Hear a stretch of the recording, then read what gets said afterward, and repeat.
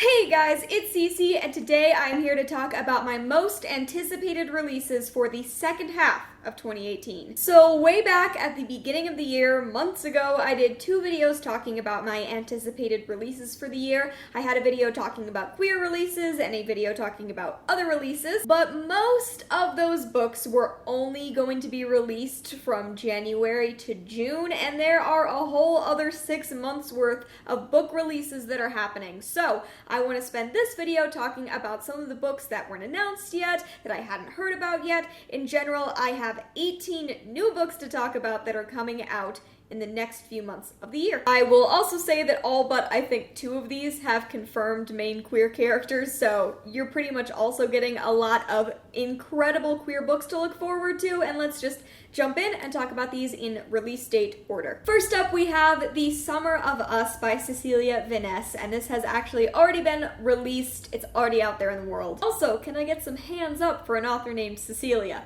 I personally think it's a great name. This is a YA book that seems like it has everything I am looking for. It is about a European trip with 5 different friends. There are romantic entanglements, journeys, and of course a girl falling for another girl. It's about 2 girls who have been best friends since primary school and their plan that they have always had to embark on this journey, and how it is a lot more complicated at 18 than it seemed when they were 10. I'm all for Wanderlust, I am all for trip stories, I am all for complicated friendships, dramatic friendships, and of course queer characters, so definitely check this one out. It's already out there in the world. Next up, we have Running with Lions by Julian Winters, which has been getting some hype for a while and was released on June 7th. So I'm sure you guys all know how much I love the webcomic Check Please, and I am particularly excited about this book because it has all of the vibes of Check Please, but as a book, and that's thrilling to me. So this book is about a guy named Sebastian who is on his school's soccer team. Everything is great. He gets to be open about who he is,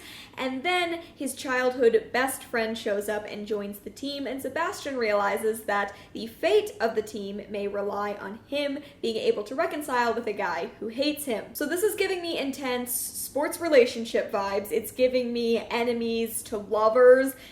It's giving me all the good tropes and all the good things. I live for a sports romance, and I'm so excited about this book. Next up, we have Who is Vera Kelly by Rosalie KNeckt, which is coming out June 12th. This is set in the 1960s, initially in New York City, and follows Vera Kelly, who is basically just trying to make it through day to day. She is living in the underground gay scene in Greenwich Village. She's working the night shifts at a radio show, and then she gets noticed by a CIA recruiter. The story then moves to Argentina, and it becomes about spying and secrets and all of that wonderfulness. I'm really excited. This is an adult historical fiction release. I'm always really interested in queer historical fiction. I love spy books. This has a lot to go on. Plus, I have an arc of it, so I am hopefully planning on reading it this month, because it looks great. Next up, we have Final Draft by Riley Redgate, which is also being released on June 12th. Here's the thing I've learned about Riley Redgate books is that the summaries tend to sound like things I wouldn't necessarily be interested in reading,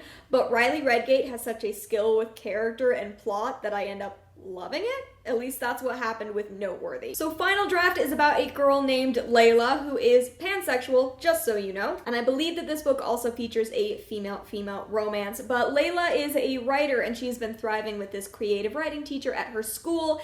And then all of a sudden, near the end of the year, the creative writing teacher is replaced with a famous author that Leia has a lot of love and appreciation for. This new mentor turns out to be someone who is much harder on Leila's writing and pushes her to try more and more dangerous things in an attempt to get Leia to push her writing out of the box. This is a contemporary, a mystery. It sounds a little out there for me. It sounds a little different for me, but you know what? This is the woman who wrote an a cappella cross-dressing love story that I fell in love so hard with. It became one of my favorite contemporaries of all time, so I trust her. Moving on to Drum Roll Please by Lisa Jenn BIgelow. This is a middle grade book that is being released on June 26th, and it follows a bisexual main character. Basically, this is about a girl named Melly who only joins the school band because her best friend makes her, and then discovers she has a talent and a love for playing the drums. When she gets the opportunity to go to a musical summer camp, she also feels like her life is falling apart.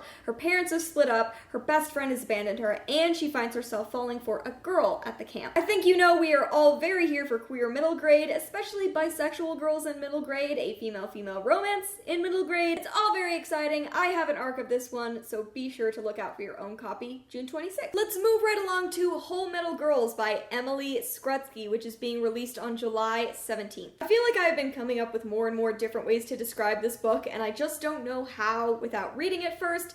Basically, it seems to be about two girls from very different worlds who sign up for a program to become cyborgs. That's the vibe I get. I also know that one of those girls is aromantic and asexual. It's going to be like an enemies to friends situation, and I trust Emily Skrutskie. She wrote The Abyss Surrounds Us. She can do no wrong. And I can't wait to read this one. Next, I want to talk about A Study in Honor by Claire Odell, which is being released on July 31st. You know how every day you're thinking to yourself, "Aw man, I wish there was a retelling of Sherlock Holmes where both Sherlock and Watson were queer black women and it took place in like a cool sci-fi version of London." That's not a thought you have every day.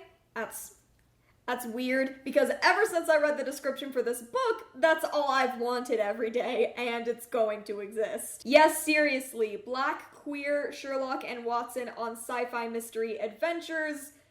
This has everything. Next up, we have Darius the Great is Not Okay by Adib Khorram, which is coming out on August 28th. This book is about a boy named Darius who feels like he'll never fit in America or in Iran. He's clinically depressed and going for the very first time to visit Iran and his ailing grandfather, and it feels overwhelming to connect with these Persian roots that he hasn't really been introduced to as well for his entire life. While he's there, he meets a boy next door who makes him feel welcome, who makes him feel like he has a place in this world and this culture, and they grow incredibly close. I've heard absolutely incredible things about this book from numerous reviewers who've been able to get their hands on an early copy. It sounds like it's going to break my heart. It sounds like it's going to deal with culture, mental illness, and sexuality all within this one wonderful book, and I cannot wait to read it. Also being released on August 28th is Toil and Trouble, 15 Tales of Women and Witchcraft, which is an anthology edited by Tess, Sharpe. If you follow me online, I'm sure you know that I have been excited about this book since it was first announced a while back. It's an anthology that seems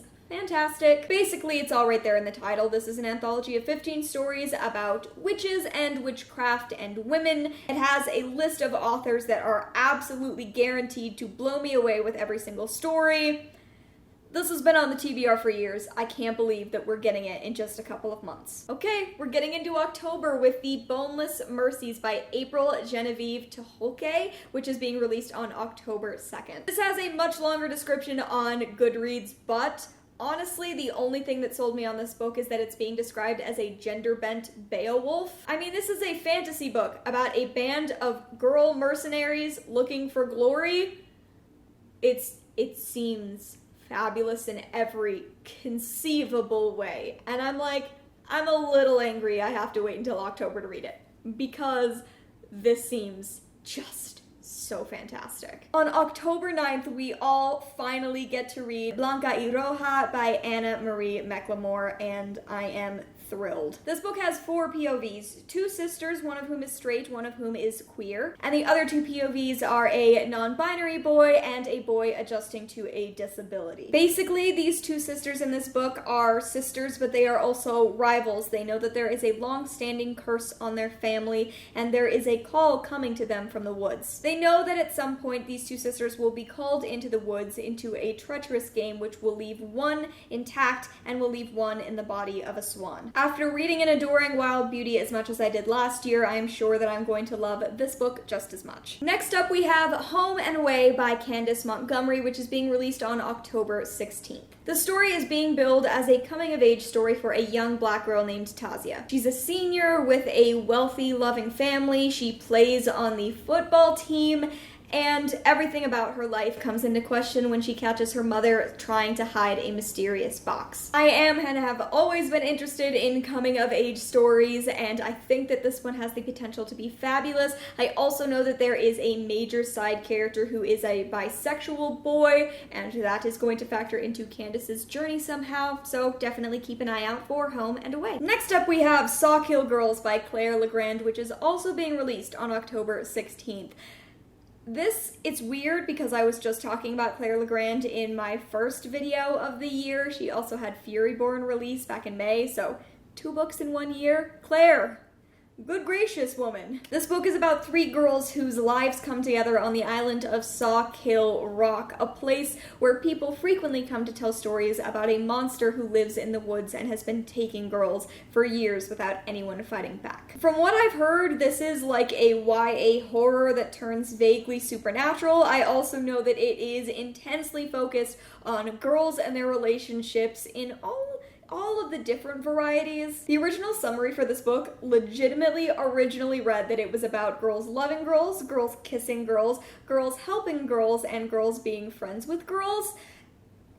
What? Delightful. Everything is good. So there are queer girls, it's YA horror, but it's also about lady friendship and fighting an insidious monster. Here for it, and you should be too. Next, we have The Beautiful Death by Amy Rose Capetta, which is coming out on October 30th. This is a book that is set in 19th century Italy, and it is super magical and hella queer. It's about a girl named Teodora, the daughter of a mafia don. She has magical abilities and has been keeping it secret that she turns her father's enemies into miscellaneous small objects, because no one believes that there are actual wielders of magic out there. When Teo's father falls gravely ill and she has to figure out how to save him, she must go on a journey not merely dressed as one of his sons, but actually transformed into one. And she gets help to do this from her shape-shifting, multi-gendered tutor.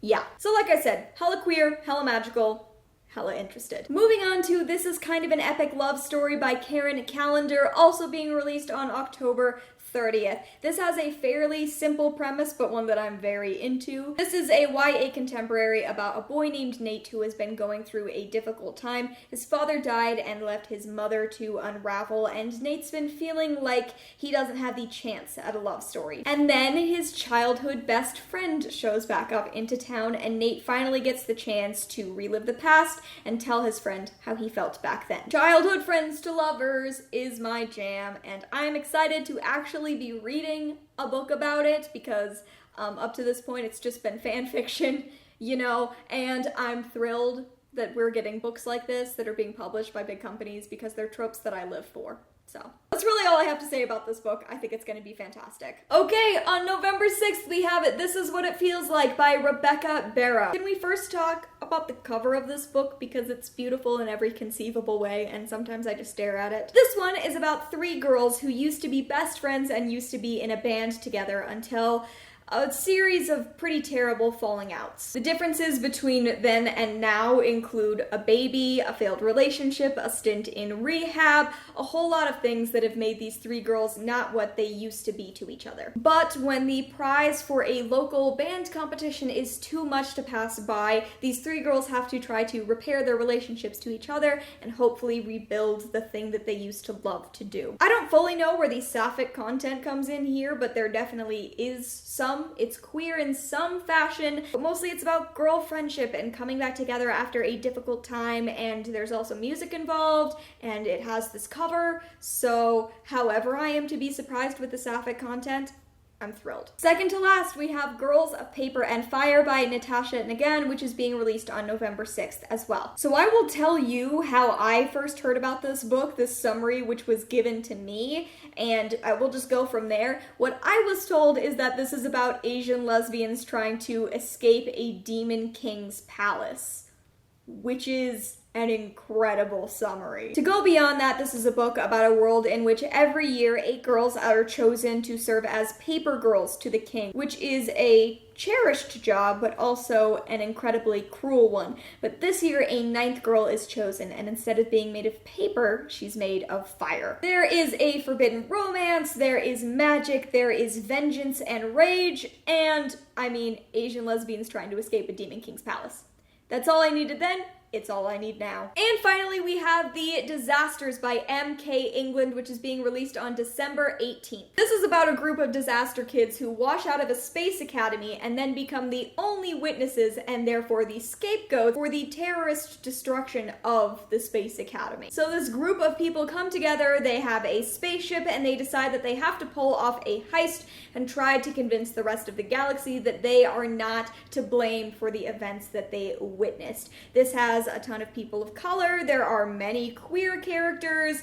It's called The Disasters, and it's about gays in space. So I'll be reading it, basically. And that is it. That is the end of my list of books I am anticipating coming out the second half of 2018. Of course, as usual, this is not the extent of my list. I will leave my anticipated of 2018 Goodreads shelf down in the description below. You can go and check it out. Also, be sure to follow me on my Tumblr blog. A little bit later this month, I'm going to be posting a list, a pretty extensive list of queer books that are coming out the second half of the year, whether or not I talked about them in this video. So you may be interested in that. Keep an eye out. What books are you anticipating the second half of the year? Let me know down in the comments below. Thank you so much for watching. I hope you enjoyed, and I will see you in another video very soon. Bye!